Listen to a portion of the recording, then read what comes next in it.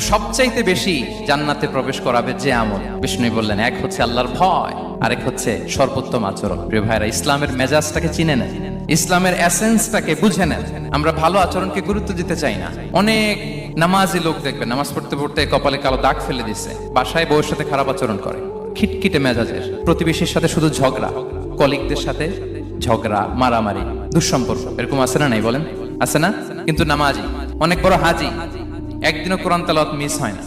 তো এত আবাদত করেও সে ইসলামের আসল এসেন্সটাকে ধরতে পারেনি। বিষ্ণু বললেন, সবচেয়ে বেশি জান্নাতে প্রবেশ করাবে যে দুটি আমল, একটি হচ্ছে তাকওয়াল্লাহ, আল্লাহর ভয়, আরেকটি হচ্ছে উত্তম আচরণ, সর্বোত্তম আচরণ। তো আমরা যেন উত্তম আচরণের অধিকারী হই, আমার স্ত্রীর সাথে যেন ভালো আচরণ করি, প্রতিবেশীর সাথে যেন ভালো আচরণ করি, ছেলে মেয়েদের সাথে যেন আমাদের অ্যাটিটিউডটা ভালো থাকে, আচরণটা ভালো থাকে, কলিগের সাথে যেন ভালো থাকে। বিশ্বনবীর আচরণ যেমন ছিল তেমন আচরণ যেন আমরা গড়ে তুলতে পারি। আওয়াজ করে পড়ুন আমিন। শুনুন, আবু দাউদের এক